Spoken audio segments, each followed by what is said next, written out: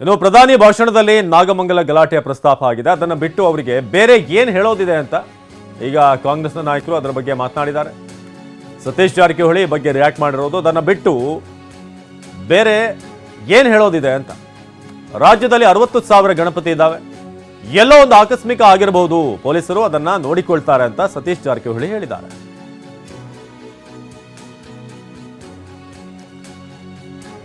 ಬನ್ನಿ ಹಾಗಾದ್ರೆ ಈ ಬಗ್ಗೆ ಪ್ರಧಾನಿ ಮೋದಿ ಹೇಳಿದ್ದೇನೋ ಅದಕ್ಕೆ ಸತೀಶ್ ಜಾರಕಿಹೊಳಿ ಕೌಂಟರ್ ಹೇಗಿತ್ತು ನೋಡೋಣ. इसके लिए तुष्टीकरण ही सबसे बड़ा लक्ष्य है।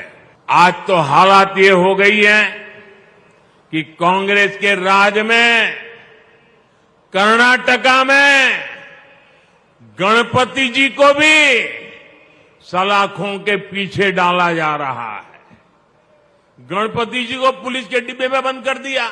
पूरा देश आज गणेश उत्सव मना रहा है और कांग्रेस विघ्नहर्ता की पूजा में भी विघ्न डाल रही है। तुष्टीकरण के लिए कांग्रेस कुछ भी कर सकती है।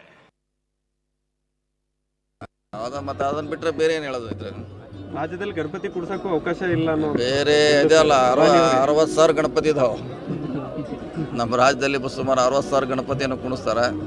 ಎಲ್ಲೇ ಒಂದು ಆಕಸ್ಮಿಕ ಆಗಿರ್ಬೋದು, ಅದಕ್ಕೆ ಪೊಲೀಸರು ನೋಡ್ಕೋತಾರೆ. ಅದಕ್ಕೆ ಅಷ್ಟು ಸೀರಿಯಸ್.